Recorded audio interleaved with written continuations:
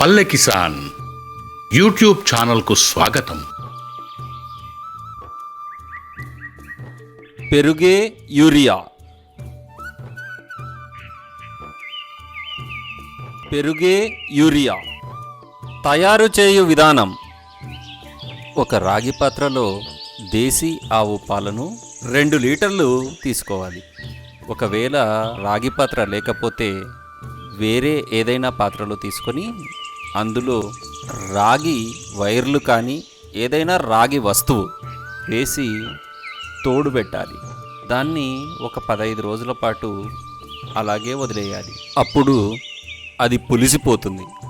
16వ రోజు దాన్ని తీసి చేత్తో బాగా పిసికి కలపాలి.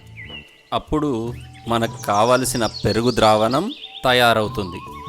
2 లీటర్ల ఆవు పెరుగు ద్రావణాన్ని 100 లీటర్ల నీటితో కలిపి పైరుకు పిచికారీ చేయాలి.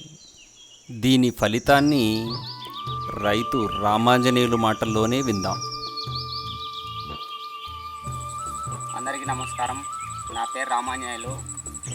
నేను గత 5వ తేదీన వర్షాల తాకిడికి ఎక్కువ వరి ఎర్రమచ్చలతో ఎర్ర కొనలతో ఎక్కువగా ఉండేది. ఆ టైంలో నేను paid NGO K Nageswara Reddy sir గారి ఆధ్వర్యంలోకి వెళ్ళాను. ఆయన అప్పటికే 15 రోజులు రాగి చెంబులో 2 లీటర్ల ఆవు పెరుగును పేరబెట్టి ఉంచడం జరిగింది. తర్వాత నాకు 16వ రోజు దాన్ని స్ప్రే చేయమని చెప్పడం జరిగింది. నేను ఆ 2 లీటర్ల పెరుగును తీసుకొని వచ్చి నా పొలానికి 100 లీటర్ల నీటికి బాగా పెరుగును మెత్తగా పిసికి 100 లీటర్ల నీటిలో స్ప్రే చేయడం జరిగింది. 3వ రోజు నుంచే మార్పు గమనించడం మొదలుపెట్టాను. ఇప్పటికి 10 రోజులు అయింది. నా పంట అన్ని కొసలన్నీ బాగా యావరేజ్గా అన్నీ బాగా సమంగా మచ్చలు లేకుండా క్లీన్గా సుంగులు కొసలు గుడక ఎరుపు పోకుండా పచ్చదనంతో నా పంట పొలం అంతా కవర్ అయింది. ద్రావణం పిచికారీకి ముందు ఇంతకుముందు చూపించిన వీడియోలో ఆవు పెరుగును రాగిశంలో 15 రోజుల పాటు పేరనిచ్చి 16వ రోజు స్ప్రే చేసిన పొలంను చూశారు. ఎంతో పచ్చగా ఉంది.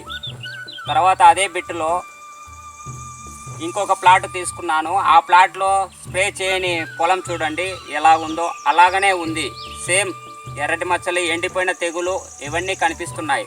అంటే మనం స్ప్రే చేసిన పొలానికి స్ప్రే చేయని పొలానికి డిఫరెంట్గా మేము ప్రయోగాత్మకంగా ఈ వీడియో ద్వారా రైతులకు సందేశం అందిస్తున్నాను. ధన్యవాదములు.